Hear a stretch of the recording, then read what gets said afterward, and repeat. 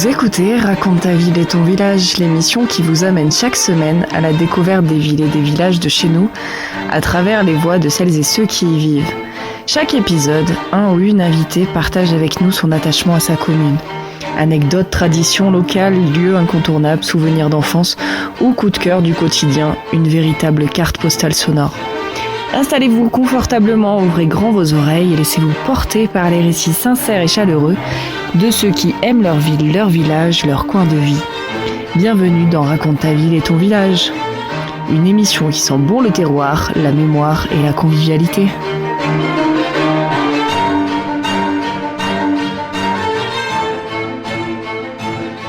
Bonjour à tous et à toutes. Aujourd'hui, je suis en compagnie de Jean-Yves, président de l'association des pêcheurs briançonnais, l'AAPPMA. Bonjour Jean-Yves. Bonjour. Alors tout d'abord, on va présenter justement qu'est-ce qu'une AAPPMA. Eh bien, c'est le nom de toutes les associations de pêche dans le département et en France d'ailleurs. Le AAPPMA, par définition, veut dire Association agréée pour la protection du milieu aquatique. Voilà, donc je précise bien que toutes les APPMA, les associations de pêche, sont avant tout dans le devoir de s'occuper de la protection des rivières. Et justement, donc cette association de pêcheurs briançonnais, elle œuvre toute l'année avec de nombreux événements. On peut aussi représenter un petit peu l'association qui est là depuis de nombreuses années sur Briançon. Alors l'association, j'ai un chiffre précis, l'association Les Pêcheurs Briançonnais, puisque c'est le nom de notre association, Les Pêcheurs Briançonnais, existe depuis 1947. Waouh. Et la pêche existe depuis la nuit des temps. Donc voilà, et dans toutes les régions, de toute façon, les AAPPMA sont pas d'aujourd'hui. Alors c'est constitué de pêcheurs en général. Ce sont toujours des pêcheurs passionnés qui aiment la pêche. À chaque APPMA, il peut y avoir des spécificités, mais ce sont surtout des personnes qui sont amoureux de la pêche et puis qui ont le souhait d'apporter leurs compétences dans un état d'esprit de bénévole, puisque ce sont tous des bénévoles. Et puis, comme je vous le disais tout à l'heure, la protection de nos rivières, c'est peut-être le sujet numéro 1 prioritaire de par tout ce que l'on voit aujourd'hui sur le réchauffement climatique. Il y a un impact sur les rivières, sur la température de l'eau, sur aussi toutes les catastrophes naturelles. Donc dans notre niveau, c'est les coulées de boue, c'est la sécheresse, et puis après c'est les inondations. On vit beaucoup, je dirais, d'extrêmes en ce moment. Et les rivières, elles souffrent de cela. Donc ça nous donne un petit peu de travail, même beaucoup, je dirais. Et on essaye de pallier à tout ça. Bon, c'est pas forcément toujours évident, mais on trouve des solutions. Et donc là, la pêche ouvre prochainement. Oui, ça ouvre ce week-end. Donc nous sommes le 9 aujourd'hui, ça ouvre le 14 mars. Alors l'ouverture est toujours, ça c'est historique, le deuxième samedi de chaque mois de mars. Ça tombe le deuxième samedi de chaque mars. C'est historique. Et pour toute la France, alors je parle de cette ouverture qui est surtout l'ouverture de toutes les rivières en première catégorie. Donc les rivières de première catégorie sont des rivières qui accueillent des poissons de la famille des salmoninés. La deuxième catégorie, ce sont des rivières en général beaucoup plus larges, qui n'ont pas les mêmes poissons, avec des eaux plus chaudes et qui accueillent des poissons qui sont beaucoup moins exigeants sur la qualité de l'eau. La première catégorie, c'est donc des eaux froides, puisqu'en général, ce sont des rivières qui viennent de plus haut. Nous avons la chance à Briançon d'être en montagne et d'accueillir des torrents avec des courants importants, de l'eau qui arrive des glaciers, donc de l'eau froide, puisque nos poissons qui vivent dans nos rivières de première catégorie ont besoin d'eau froide et en ayant beaucoup d'oxygène. Et on a beaucoup de poissons en fait, on se rend pas compte, mais même moi, je pensais pas qu'il y avait autant de poissons dans les Hautes-Alpes qu'on pouvait retrouver. Alors, parler de catégorie de rivières, en première catégorie, vous avez uniquement des poissons qui viennent de la famille des salmonidés, donc de la famille des saumons. Donc vous avez la truite fario qui est en fait depuis cette année l'emblème des poissons, du poisson en fait vraiment qui est là de manière endémique. Ça devient cette année l'emblème du département 05. La fédération a souhaité cette année mettre en exergue la truite fario, qui est vraiment un poisson noble aujourd'hui et qui est malheureusement mis à mal par rapport au réchauffement climatique, je dirais tous les parasites qui sont là aujourd'hui par rapport à nos poissons. Et c'est de très bon augure que notre fédération a mis ce poisson en évidence cette année. Alors d'une manière physique, puisque à Savines-le-Lac, à côté du lac de Savines, je crois qu'au mois d'avril, ils vont mettre une statue de truite. Elle doit faire à peu près 5 mètres, je crois, une espèce de demi-lune de 5 mètres de large en acier. Donc, la truite fario va devenir le poisson emblématique du département. Donc, on est très fiers de ça. Alors, ça nous aussi donne quelques questions, puisque si c'est le poisson endémique et emblématique de notre région, il va falloir mettre beaucoup de moyens en route pour le sauvegarder, pour le protéger, puisque, comme je vous le disais, les poissons sont mis à mal avec ce qui se passe aujourd'hui sur la planète, malheureusement. Donc, on va essayer, et ça va motiver toutes les AAPPMA du département à se mettre tous ensemble pour que à chaque région du département, eh bien, on puisse trouver des solutions pour protéger nos truites. On a d'autres poissons, je sais pas, les plus courants. Alors, vous avez la truite fario, qui est vraiment le poisson endémique. Vous avez le saumon de fontaine, aussi, que nous avons introduit et qui, lui, se reproduit. Même si c'est un poisson qu'on a pu procréer par solution in vitro. C'est un poisson qui peut se reproduire beaucoup plus que la truite arc-en-ciel que nous mettons aussi. La truite arc-en-ciel, par contre, ce n'est pas un produit ce n'est pas un poisson qui vient de nos rivières, c'est une introduction par les piscicultures que nous avons dans le département. Mais quand vous mettez des arcs-en-ciel, elles ne se reproduiront jamais. C'est simplement un poisson, je dirais, attractif pour le plaisir des pêcheurs. Les pêcheurs qui aiment aussi ramener leurs poissons, manger une bonne truite, c'est toujours agréable. Elles sont belles, en plus. Elles sont très très belles. Et puis ça permet aussi, on essaye de limiter le prélèvement des poissons par des pêcheurs, parce que il y en a moins qu'avant. C'est un fait certifié. Et ce qu'on souhaite, c'est qu'il y en ait toujours dans 20 ans. Donc il y a une réglementation qui est donc fédérée par la fédération, si j'ose dire. Donc pour tout le département, chaque pêcheur a la possibilité de prélever 6 poissons par jour.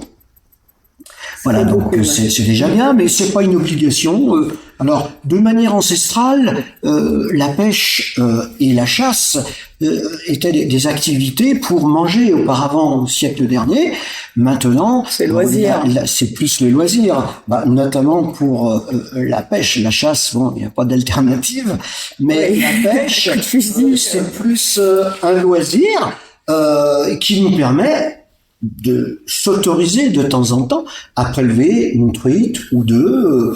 Il faut garder effectivement ce côté, je ramène effectivement quelque chose pour partager avec la famille une bonne truite, et c'est très très bon. Et oui, justement, on en vient au no-kill. Qu'est-ce que c'est? Et remettre à l'eau surtout sans blesser le poisson.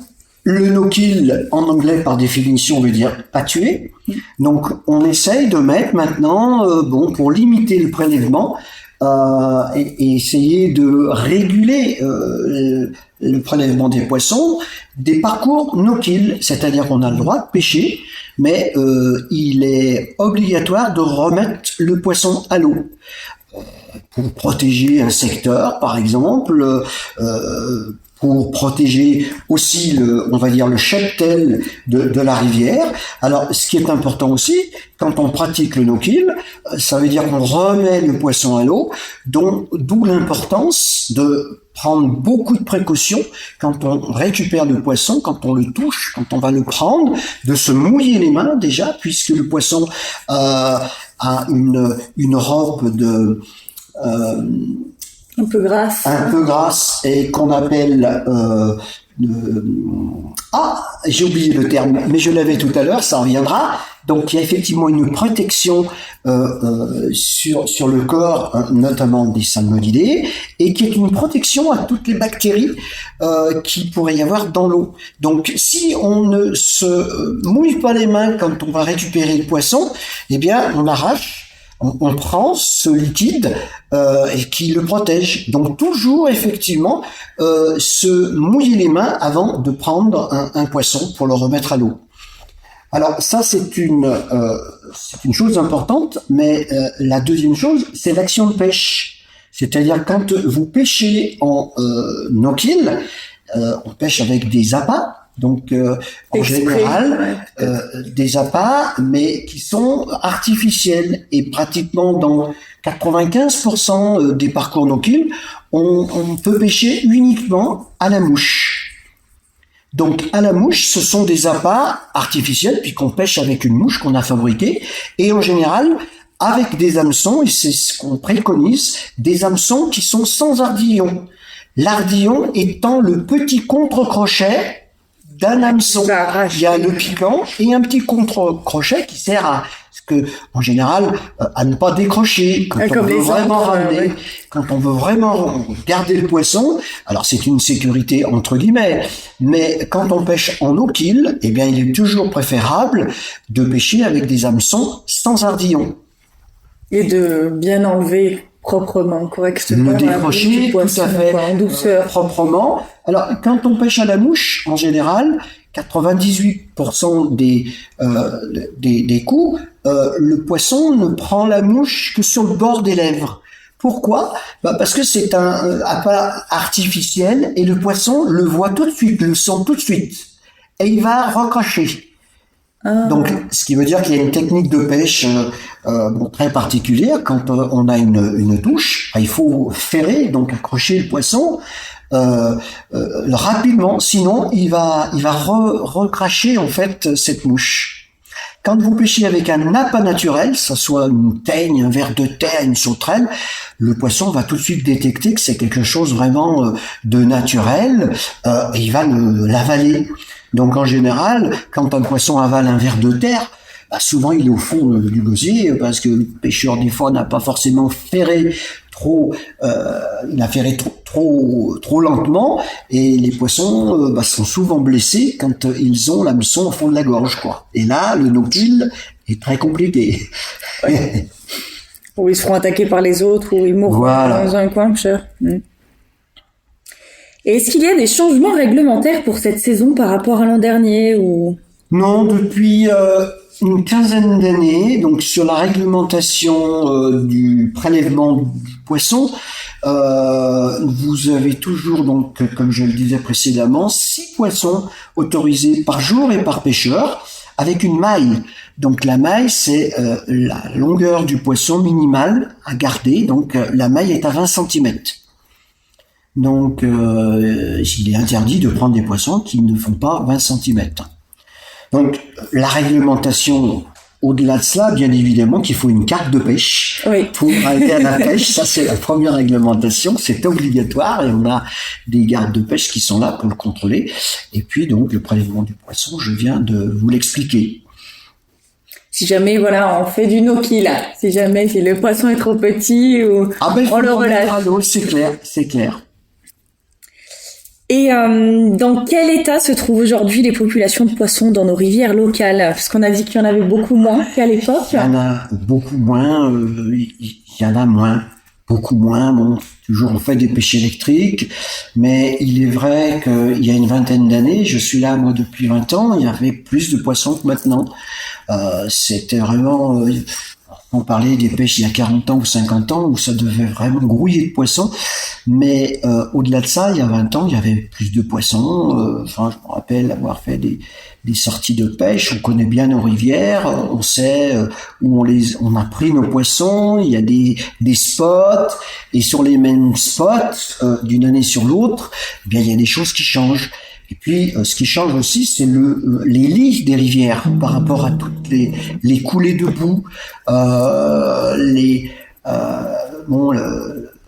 coulées de boue dues justement à des affluences d'orages importants, ça modifie le lit de la rivière. Et quand une truite qui est toujours habituée à être dans sa même cache, si cette cache est balayée par un moment donné un assaut d'eau qui arrive comme ça de manière très très importante, une coulée de boue, ça modifie les lits de la rivière.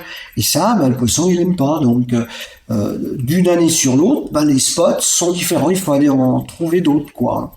Mais au-delà de ça, le réchauffement climatique aussi n'est pas une bonne chose pour les poissons, puisque on s'aperçoit en ce moment on a des écarts. Il y a beaucoup d'écarts de température, et c'est du yo-yo.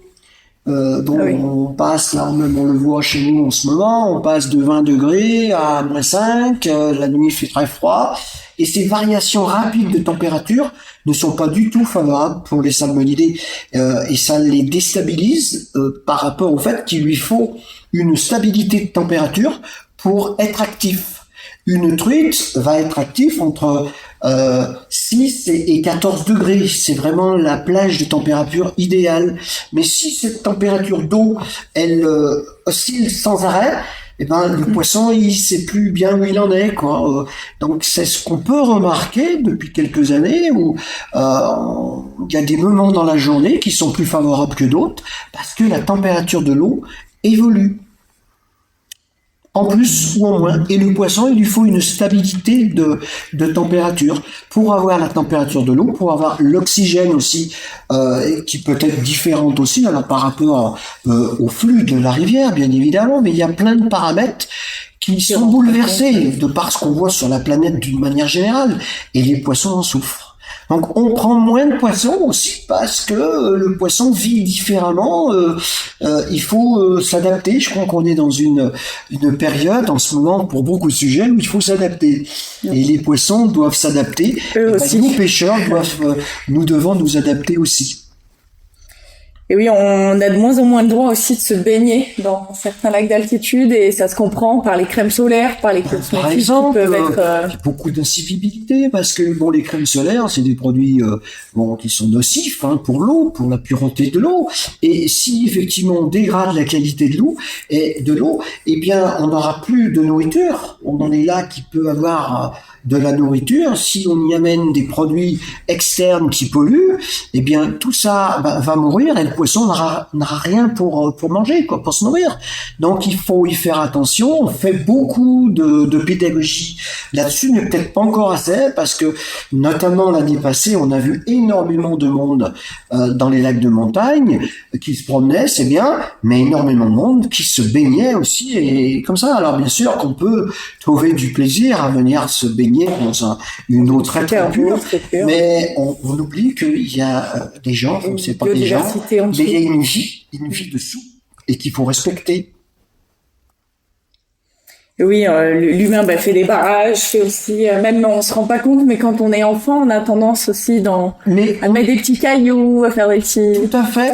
On faisait plein de choses il y a 50 ans en arrière, parce que la population, on va dire, piscicole, l'haliotisme, était suffisamment nombreux. Il y avait un cheptel de poissons qui était énorme, donc on pouvait se permettre de faire des choses. Ça ne gênait, étant donné le nombre de poissons qu'il pouvait y avoir, donc les petites égratignures qu'on pouvait apporter à la nature, ça se voyait pas trop. Mais maintenant, les choses ont changé.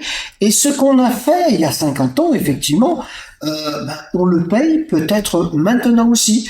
Alors, ce qu'il faut dire aujourd'hui, qu'on a tous été gosses, de faire un barrage sur un torrent, on peut effectivement pendant 1 heure s'autoriser à le faire, mais il faut que les parents expliquent à leurs enfants, maintenant on va détruire le barrage, parce que un barrage, va limiter l'arrivée de l'oxygène qu'ont besoin nos poissons.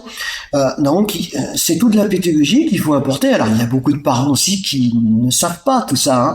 Donc, on a depuis 4-5 ans mis des panneaux sur nos rivières. Là, il y en a sur le torrent des Ailles, il y en a sur la Carrée, avec des panneaux pédagogiques en expliquant que les barrages que nous mettons sur les torrents pour s'amuser, notamment par rapport aux enfants. Et souvent, on voit des parents qui aident les enfants à faire les barrages. Bon, très bien, mais avant de ils n'ont peut-être pas conscience derrière. Ils n'ont pas conscience des répercussions, de tout ce qu'il peut y avoir derrière, mais il faut dire, on a fait notre barrage, mais on le défait maintenant. Et quelles sont donc les techniques les plus utilisées à la pêche? On a parlé de pêche à la mouche tout à l'heure, mais c'est divers et varié. On a plein de matériel maintenant, on a plein. Alors dans notre région, on n'a pas de lac, on n'est pas à Savines ou en Brun. Nous, la pêche, elle est essentiellement en rivière ou en torrent. Donc les techniques de pêche, on pêche au leurre artificiel, on pêche à la mouche. On peut pêcher au toc, aux appâts naturels. Toutes les techniques sont possibles dans nos rivières, que ça soit une pêche au lancer pour prendre nos truites. Toutes les techniques sont efficaces. Après, c'est un choix. Chaque pêcheur peut avoir grand plaisir un petit peu plus que par rapport à une technique qu'une autre, quoi. Mais on peut pêcher à beaucoup de techniques, si ce n'est qu'on va pas pêcher avec un bouchon comme sur un lac. Alors hormis les lacs de montagne, bien évidemment, les lacs de montagne, on pourra s'autoriser à pêcher vraiment sur toutes les techniques, avec toutes les techniques, ce soit pêche à la mouche, pêche au cou, pêche au leurre artificiel, toutes les techniques sont possibles en lac de montagne.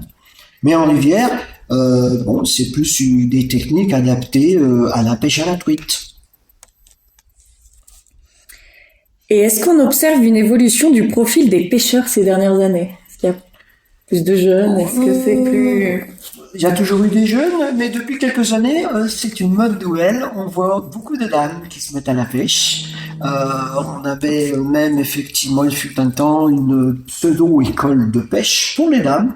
On s'était dit que peut-être il y a des dames qui aimeraient bien pêcher, mais pensaient que c'était plutôt un profil d'homme et qu'on voulait pas se mélanger. Puis après, avec de l'expérience, on s'aperçoit que maintenant, on essaye tellement de se battre contre ce sentiment. Il y a de la polarité entre les hommes et les femmes. Moi, j'ai un sentiment, il faut mélanger tout le monde. Et il y a pas de...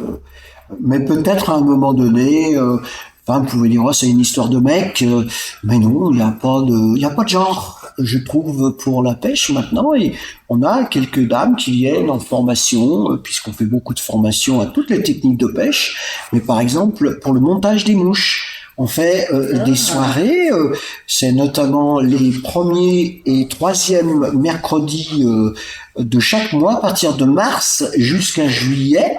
On fait des soirées de formation pour monter ces mouches. Et on a 2 dames qui viennent, justement. C'est un petit peu de la couture.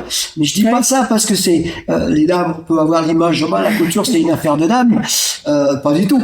Ça s'apparente, effectivement, Mais non, j'essaye, faut pas qu'il y ait de ségrégation entre les hommes et les femmes là-dedans. Je trouve que de partager tous, c'est à mon avis, et puis, on peut effectivement expliquer à une dame que non, la pêche, c'est pas réservé aux hommes, qu'aux hommes. La pêche, c'est avant tout du partage. Mais avec un grand P, on partage une technique, on partage des émotions. Moi, j'adore aller pêcher avec quelqu'un pour partager des bons moments. Quand on est seul, c'est un autre plaisir, pêcher seul, parce que c'est un plaisir aussi différent. Parce qu'on est vraiment seul en face de la nature, et il y a l'observation, puisque quand on pêche, il faut beaucoup observer ce qui se passe avant de pêcher, si on veut prendre du poisson, et on le fait plus facilement seul.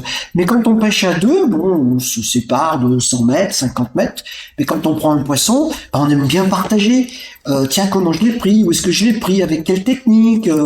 Il y a, pour moi, je le ressens vraiment beaucoup comme ça. La pêche, c'est quelque chose qui se partage.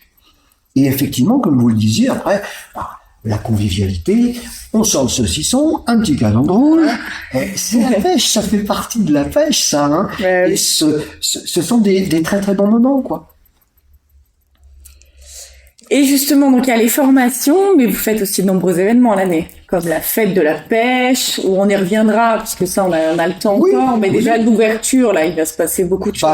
Pour l'ouverture de la pêche, donc, on a des permanences, notamment à la maison de la pêche, vendredi, la veille, pour les personnes qui souhaitent prendre leur carte de pêche chez nous, mais ils viennent chez nous aussi à la maison de la pêche, parce que c'est un camp de base, c'est un lieu de rendez-vous, c'est un lieu de rencontre, de partage. Et quand on est avec un pêcheur, souvent on raconte une anecdote de pêche. Et là, comme on a affaire qu'à des passionnés, donc ce sont des bons moments. Alors, l'ouverture de la pêche, bon, je vous expliquais qu'on a mis 200 kilos de poissons cette année dans le parcours de la zone industrielle de Briançon, de Bricorama jusqu'à le pont du Villaret. On a mis 150 kilos de truites de 400 grammes à peu près, donc c'est des beaux poissons entre 30 et 35 centimètres. Et on a mis 50 kilos de truites de plus d'1 kilo. Waouh! Donc ça fait au moins 50 truites, on va dire, si elles font 1 kilo, et puis nous, ça fait des poissons de 45, quoi. C'est, pour un pêcheur, c'est sympa. Donc c'est la fête, ça. C'est la fête. Ouais. Et on parle de fête, mais l'ouverture, pas qu'à Briançon, dans toute la France, l'ouverture, c'est quelque chose de... Tout le monde attend l'ouverture. Et puis les beaux jours, c'est synonyme de... Les beaux jours, mais pour les pêcheurs, c'est l'ouverture, parce que pendant 6 mois, on a été frustrés de ne pas pouvoir aller à la pêche, puisque la fermeture se passe en général au mois de septembre, au mois d'octobre pour d'autres régions. Nous, ça se termine le premier week-end d'octobre, mais il y a d'autres régions où c'est le deuxième week-end de septembre. Voilà, donc pendant 6 mois, les pêcheurs ne pouvaient plus aller à la pêche. Donc on arrive au mois de mars, on est là, on commence à regarder notre matériel, notre canne à pêche, nos mouches ou nos hameçons, enfin tout le matériel qui dépend des techniques de chaque pêcheur, quoi. Hein. Et 15 jours avant, bon, c'est vraiment, on est là, on attend ça, et alors le dernier jour, la nuit de la veille de la pêche, il n'y a pas beaucoup de pêcheurs qui dorment, parce qu'ils sont tous dans leur rêve. L'ouverture commence à 7h le matin. Je veux dire, il y en a qui vont là-bas 7h le matin, et il faut que ça soit après le lever du soleil. Mais il y en a qui sont des fois à 4h du matin avec leur toile de tente, et ils sont au bord de l'eau avec des feux pour attendre leur jour, et à 7h ils sont là pour lancer la canne à pêche. Mais ça, c'est vraiment toutes les régions. On vit ça dans toutes les régions. Moi, j'étais lyonnais avant, et on allait pêcher au bord de l'Ain, l'Albarine. Le jour d'ouverture, c'est vraiment le jour de la fête du pêcheur. Ouais, c'est... Et justement, pour aller pêcher, donc il faut cette célèbre carte de pêche qu'on peut se procurer donc à la maison de la pêche sur Internet. Alors, nous avions un magasin de pêche, malheureusement, qui a fermé il y a 1 an et demi maintenant, qui avait été ouvert par Thibaut Guillepin, hein, qui fait partie de notre association et qui est un pêcheur professionnel. On avait la chance d'avoir quelqu'un qui a été d'ailleurs 4 ou 5 fois, au moins 4 fois champion du monde en équipe de pêche à la mouche. Waouh! On a vraiment un expert. Alors, il pêche à la mouche, mais il pêche à toutes les techniques de pêche, parce que chaque pêcheur à la mouche, on a commencé tout gamin à pêcher au cou, à pêcher à la cuillère, à pêcher au leurre. On pêche un petit peu à toutes les techniques. Et puis, quand on découvre la pêche à la mouche, c'est autre chose. C'est une philosophie différente. C'est bon. Alors toutes les techniques de pêche sont respectables. Il n'y a pas de plus de noblesse d'une technique à l'autre.